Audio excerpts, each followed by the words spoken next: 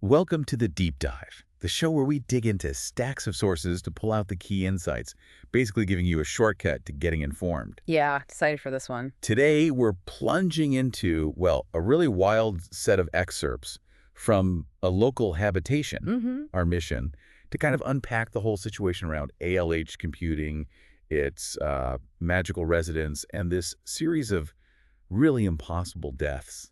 Deaths that mess with everything you thought you knew about life and death and fairy. It really does. You're basically stepping into a world where, like, Silicon Valley tech bros are actually ancient fae. It's got some surprising facts and, honestly, enough weird humor to keep you hooked. So it's this blend, right? Detective story meets urban fantasy. Exactly. Think classic detective fiction, that kind of grit, but your clues might involve, residual magic instead of fingerprints. People compare it to stuff like the Dresden Files, where the city itself is almost a character. And here at San Francisco. Right, San Francisco. But it's this hidden version intertwined with the human city, home to all sorts of magical beings living alongside unsuspecting humans. Okay, so let's meet our guide through this. October, Daye, or Toby? Yeah, Toby. She's our PI. Pretty tough, very self-reliant, maybe a little prickly sometimes. And her background is key, isn't it? She's not fully human, not fully fae. Right, she's half-Daoine side, the sort of the fae nobility, powerful ones, and half-human, which, gives her pointy ears, but also unique magic. And a whole lot of identity issues, frankly, puts her on the outs with both sides a lot. Her magic involves blood. Blood magic. And she can cast illusions. But there's a catch: the illusions disappear at sunrise. Oh, that's inconvenient for detective work. You bet. And her magic has this really specific scent, like cut grass and copper. It's a small thing, but it really grounds her connection to, well, the old ways, even when she's dealing with computers. There's family drama, too. Something about her mother. Oh, yeah.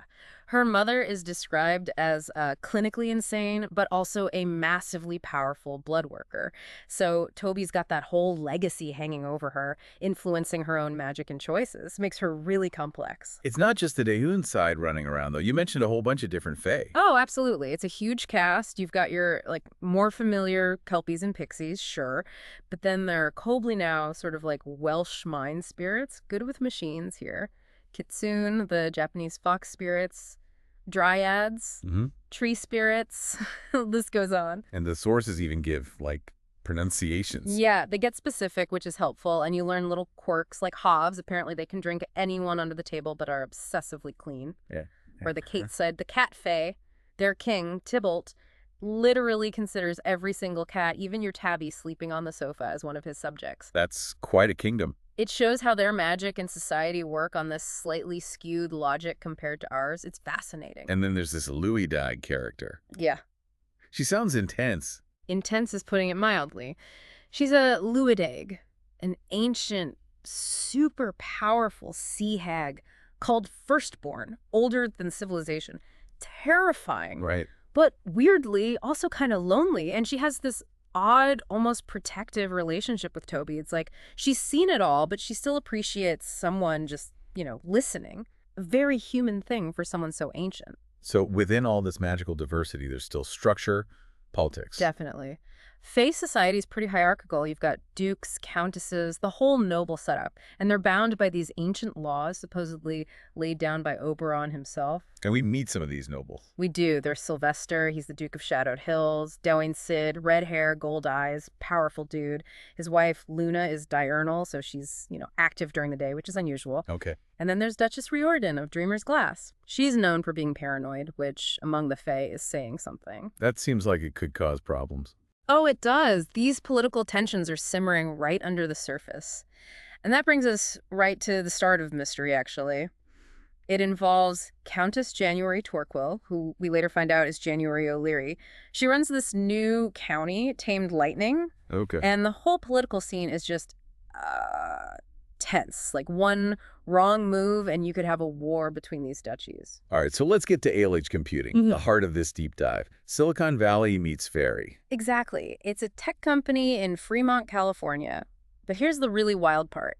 It's staffed entirely by fae. Wait, entirely? No human janitors, nothing? No, 0 humans. Even the service staff are fae.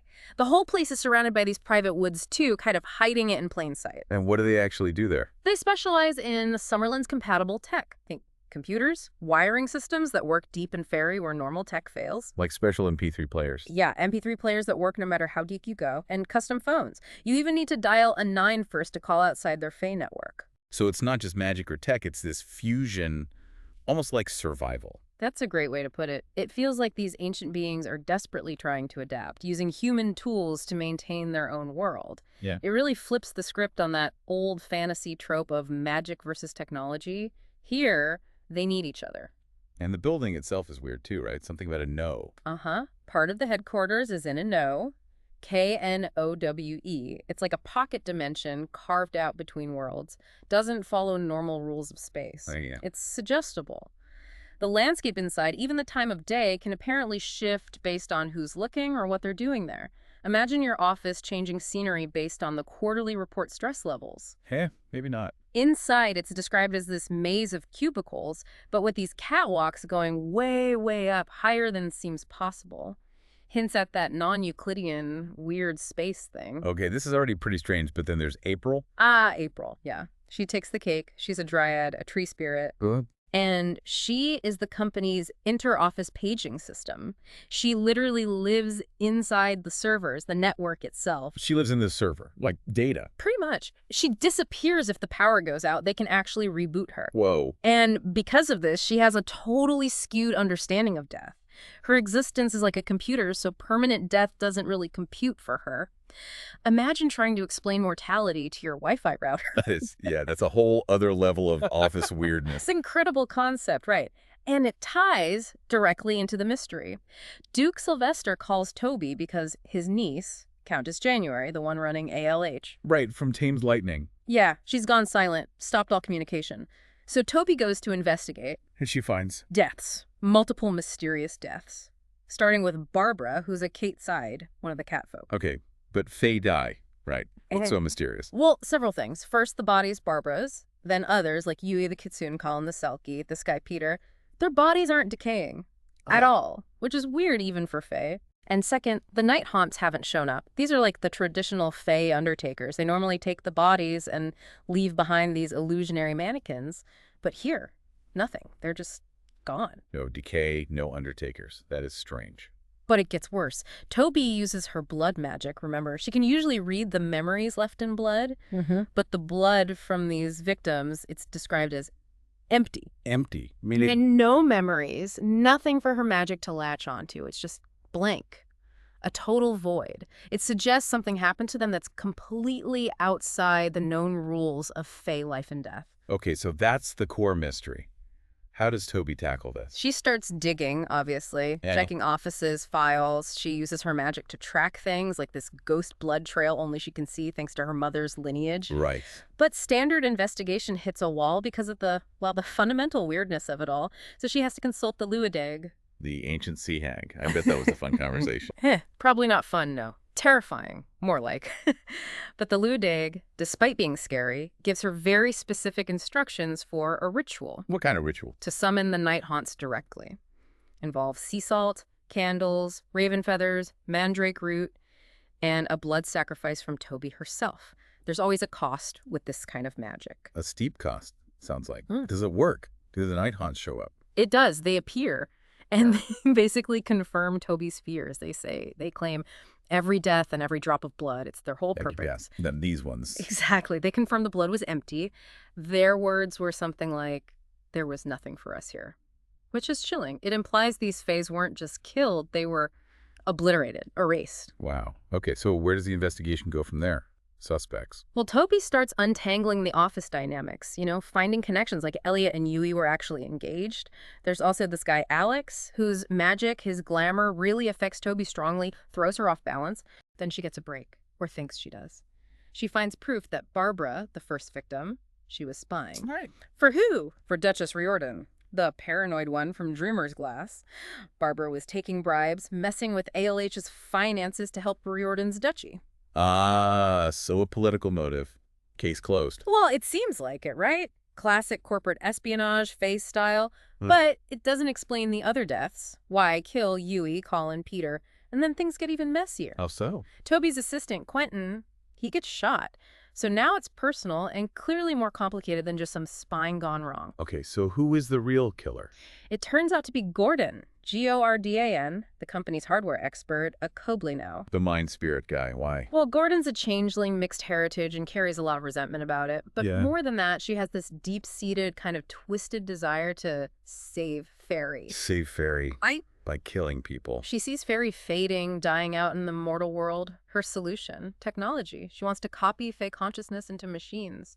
Digital immortality. Like uploading them. Exactly. The deaths were basically failed experiments. Side effects if we're trying to figure out this upload process. Or, like with Barbara, maybe getting rid of someone who threatened her project. So the empty blood was because their consciousness was gone. Or copied badly. That seems to be the implication. Something fundamentally altered or removed. And January's death, the Countess, that wasn't an experiment. It was a direct struggle with Gordon, much more violent. And April, the dryad and the server, how did she fit in? Gordon saw April as the key. Because April can be rebooted, she does live in the network. Gordon thought April proved her concept, that digital immortality for the Fae was possible. April was the model. Wow, that is a deeply messed up plan. Absolutely. Tragic, really, in how distorted her goal became. This whole investigation sounds like it took a massive toll on Toby. Oh, huge. Physically injured, emotionally drained. She's dealing with these really heavy ethical questions. Plus, her relationships get strained, her feelings about Alex, worrying about Quentin after he gets hurt. Yeah, that gunshot adds a real immediate danger. Definitely. And beyond the personal cost, she's forced to confront this whole new idea of death in her world. The empty blood thing. Right. That and the night haunts refusing the bodies, it shatters their understanding of immortality and death. If you don't decay and the soul takers don't come, what does that even mean? It suggests a kind of finality, an erasure that's scarier than just dying. It really changes the stakes for everyone in Fairy, doesn't it? It does. It fundamentally questions their existence. So it leaves us with this really provocative thought, doesn't it? In a world where this ancient magical race, the Fae, believes it's dying out. Yeah. And technology offers this radical, maybe terrifying path to immortality. What lines get crossed? Right. Gordon's actions were horrific, obviously, but they came from this twisted place of wanting to save her people. So the question becomes, if any culture, any species, felt it was truly facing extinction, how far would they go? What would they sacrifice? And at what point does the solution destroy the very thing you're trying to save? What even is a person or a life when you start blurring those lines between biology, magic, and digital code? A lot to chew on there. Definitely makes you think.